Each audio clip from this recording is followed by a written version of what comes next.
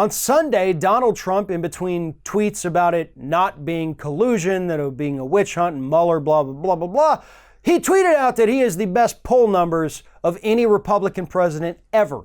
Nobody in the history of the United States has ever polled higher within the Republican Party itself than Donald Trump is currently polling. Those poll numbers he's bragging about are the fact that 90% of registered Republicans or self-identified Republicans approve of the job that Donald Trump is doing. And Trump says that those numbers are higher than everybody, including Abraham Lincoln. He specifically said he is more popular than Lincoln according to these polls. His numbers are higher, right? Well, if you consider the fact that Lincoln was assassinated 70 years before presidential polling began, then no, you'd actually still be wrong.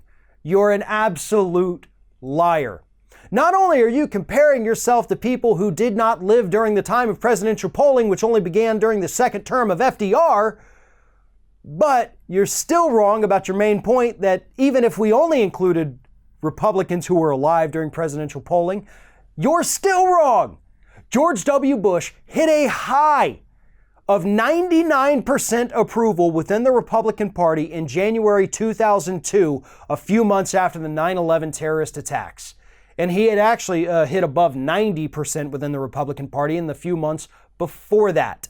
So yeah, you're not the most popular Republican president in history. You're not even the most popular Republican president since the year 2002.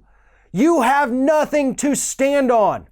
Maybe you're a little upset by the fact that once you branch out from just self-identified Republicans, a number that is dwindling, by the way, that's why it's so high for you, and you go to the general public, we see that your overall approval rating is 41.9%. Any other president would consider that a crap number, but that is actually your all-time highest approval in the country. 41.9%. You can't even break 42% in composite pollings of every group in this country. Nobody cares about your poll numbers, man, except for you, obviously.